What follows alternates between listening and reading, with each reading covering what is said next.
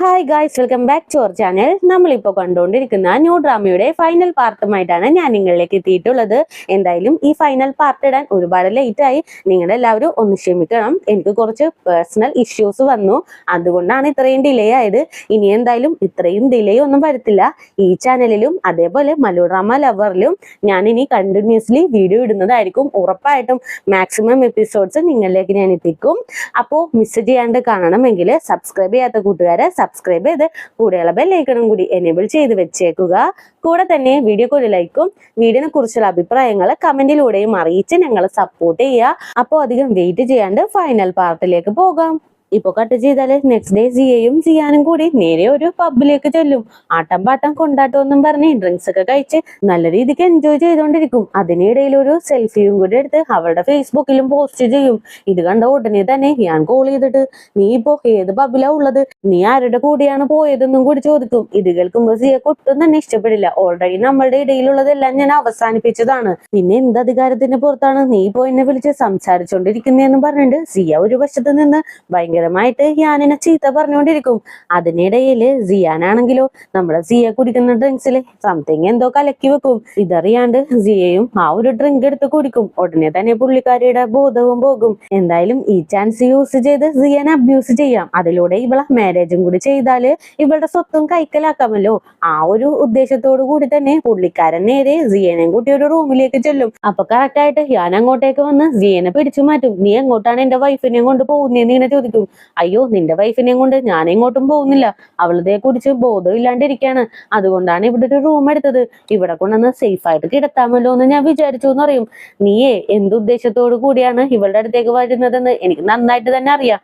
എന്റെയും എന്റെ വൈഫിന്റെ അടുത്തേക്ക് ഒരു പ്രോബ്ലത്തിനും വരാണ്ടിരിക്കുന്നതായിരിക്കും നിനക്ക് നല്ലതെന്നും പറഞ്ഞിട്ട് സിയാൻ ഒരു വാണിംഗും കൊടുത്ത് ഞാൻ സിയനെയും കൊണ്ട് വീട്ടിലേക്ക് പോകും. കുറച്ചു നേരം കഴിയുമ്പോഴത്തേക്കും സിയക്ക് ബോധവും തെളിയും.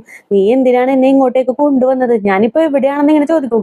എവിടെയായിരുന്നാ നിനക്കിപ്പോ എന്താ, ഞാൻ കറക്റ്റ് ടൈമിന് നിന്നെ വന്ന് സേവ് ചെയ്തില്ലായിരുന്നെങ്കിൽ അവൻ നിന്നെ എന്ത് വേണേലും ചെയ്താനേ, അങ്ങനെ നിന്റെ ലൈഫ് പോലും നശിച്ചു പോവാനായിട്ടുള്ള ചാൻസ് ഉണ്ട്. നീ എന്ത് വിശ്വസിച്ചാണ് അവന്റെ കൂടെ ഡ്രിങ്ക്സ് ഒക്കെ കഴിച്ചതെന്ന് ഇങ്ങനെ ചോദിക്കും. ഇതൊന്നും നീ ചോദിക്കേണ്ട ആവശ്യമില്ല എന്നും പറഞ്ഞിട്ട് സിയ അവിടെ നിന്ന് എഴുന്നേറ്റ് പോവാനായിട്ട് ശ്രമിക്കും.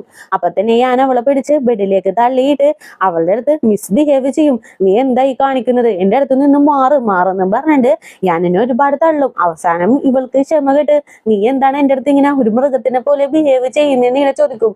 ഇതിൽ ട്രിഗറായിട്ട് ഞാനും എഴുന്നേറ്റിട്ട്, അതെ, എന്നെ മൃഗത്തിനെ പോലെ നീ ആക്കി എടുക്കുവാണ്, ഞാൻ പറയുന്നതൊന്ന് ചെവി കൊടുത്ത് കേൾക്കാൻ പോലും നീ എനിക്കൊരു ചാൻസ് തരുന്നില്ല. നീ എന്തിനാണ് സിയാനെ വിശ്വസിക്കുന്നത്, അവനാണ് ഇതിന്റെ എല്ലാത്തിന്റെയും പിറകില്, അവനെതിരെയുള്ള എല്ലാ തെളിവും കൊണ്ട് ഞാൻ വന്നേക്കാന്നും പറഞ്ഞിട്ട് അപ്പൊ തന്നെ ഞാൻ അവിടെ നിന്ന് ഇറങ്ങി പോകും. കുറച്ചു നേരം കഴിയുമ്പോഴാണ് സിയാൻ ചെയ്തു വെച്ച കാര്യങ്ങളെല്ലാം സിയക്ക് ഓർമ്മ വരുന്നത്. എന്തായാലും ഇതിനെപ്പറ്റി ഒന്ന് സംസാരിക്കണമെന്നും പറഞ്ഞിട്ട് സിയ നേരെ സിയാന്റെ വീട്ടിലേക്ക് ചെല്ലും. പക്ഷേ സിയാൻ ഓൾറെഡി എയ്മിയുടെ കൂടെ സംസാരിച്ചുകൊണ്ടിരിക്കുകയാണ്. നീ എന്തിനാണ് ജെയ്സന് സിയ ഉള്ള ലൊക്കേഷൻ അയച്ചു കൊടുത്തതെന്ന് ഇങ്ങനെ ചോദിക്കും.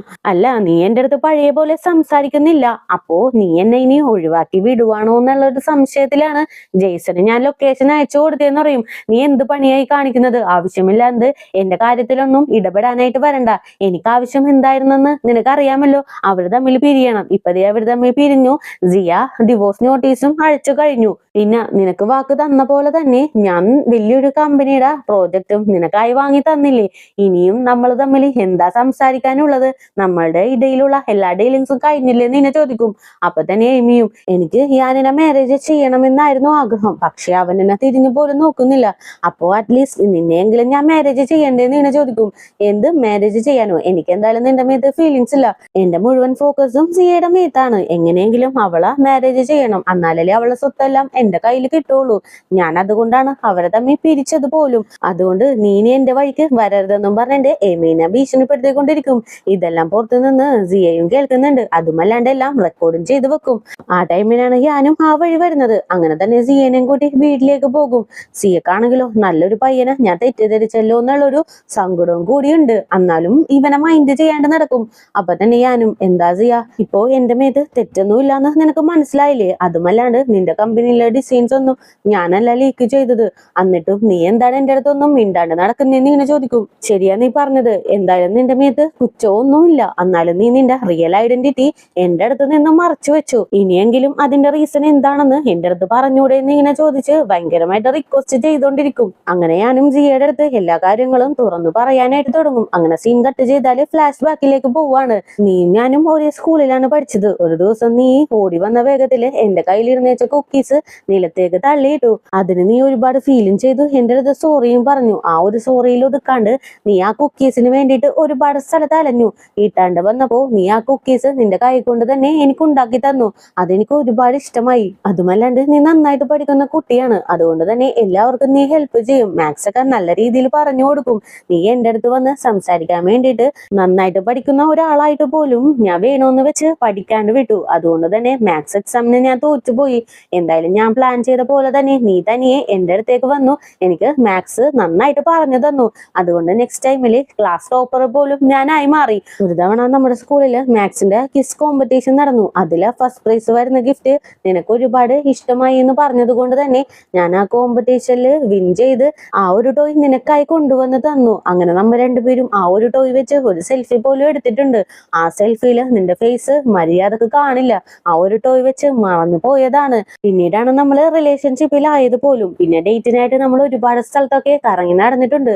നമ്മുടെ റിലേഷൻഷിപ്പ് ഇഷ്ടപ്പെടാണ്ട് നിന്റെ ഫാദർ കുറച്ച് ഗുണ്ടകളെ എന്നെ തല്ലാനായിട്ട് ഏർപ്പാടാക്കി.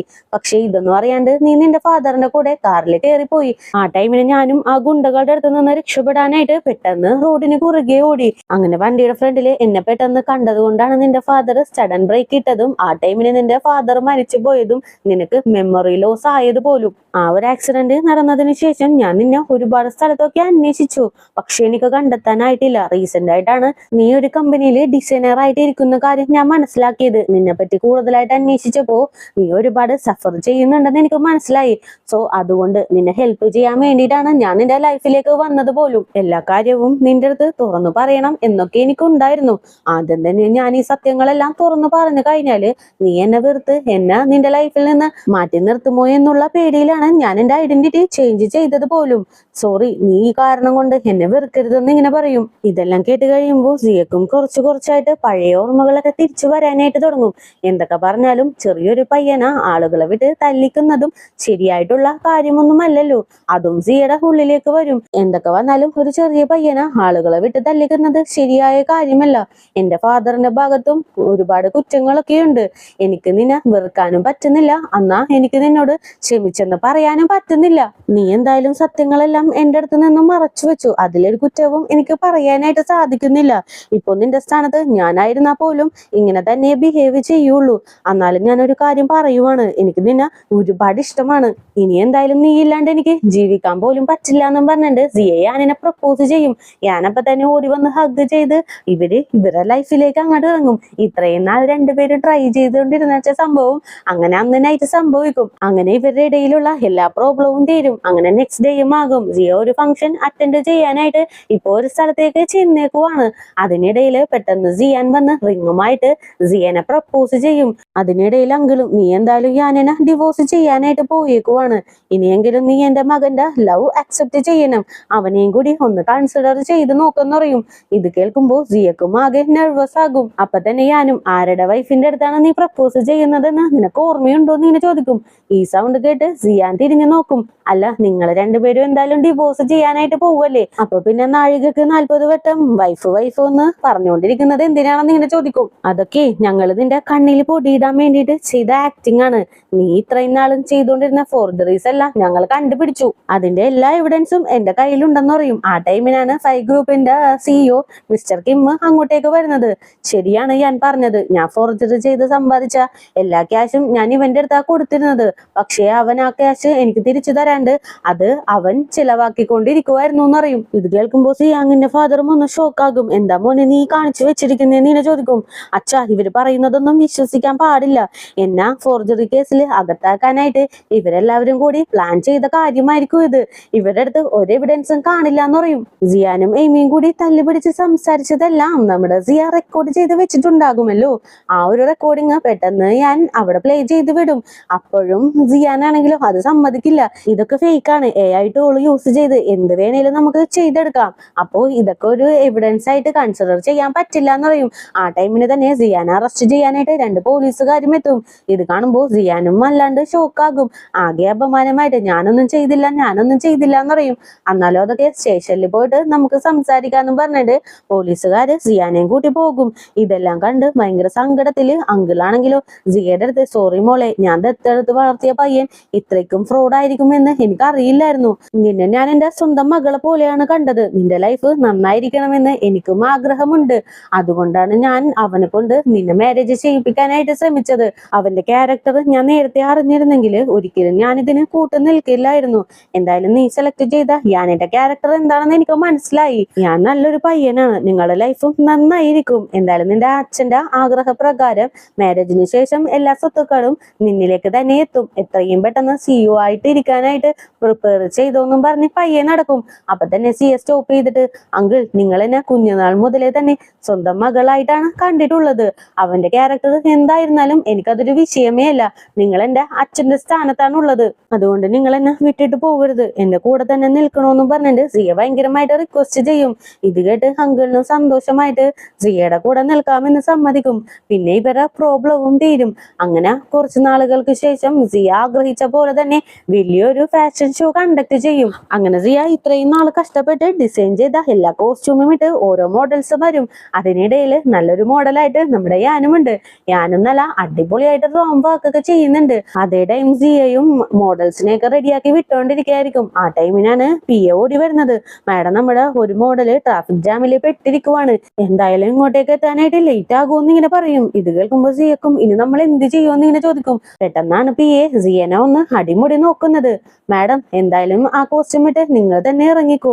നിങ്ങൾ എന്തായാലും ഒരു ഇന്റർനാഷണൽ മോഡലിനെ പോലെയാണ് ഇരിക്കുന്നത്. നിങ്ങളുടെ ഫിഗറും സെറ്റ് ആണെന്ന് പറയും. ആദ്യമൊക്കെ സിയ അതിനെ സമ്മതിക്കുന്നില്ലെങ്കിലും പിന്നെ വേറെ നിവൃത്തിയില്ലാണ്ട് ആ കോസ്റ്റ്യൂം ഇട്ട് സിയ തന്നെ റാംവാക്ക് ചെയ്യും. അങ്ങനെ സിയ ആഗ്രഹിച്ച പോലെ തന്നെ ഒരു ഡിസൈനറിനായിട്ടുള്ള ഒരു അംഗീകാരവും സിയക്ക് ലഭിക്കും.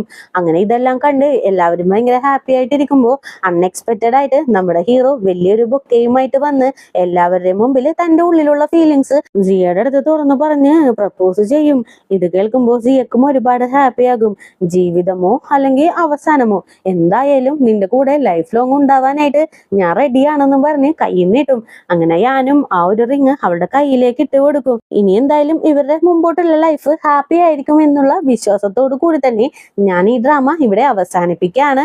നെക്സ്റ്റ് എന്തായാലും ഒരു തായ് ഡ്രാമയുമായിട്ടാണ് ഞാൻ നിങ്ങളിലേക്ക് എത്താനായിട്ട് പോകുന്നത്. അപ്പോ അത് മിസ് ചെയ്യാണ്ട് കാണണമെങ്കിൽ സബ്സ്ക്രൈബ് ചെയ്യാത്ത കൂട്ടുകാരെ സബ്സ്ക്രൈബ് ചെയ്ത് കൂടെയുള്ള ബെല്ലൈക്കണും കൂടി എനേബിൾ ചെയ്ത് വെച്ചേക്കുക.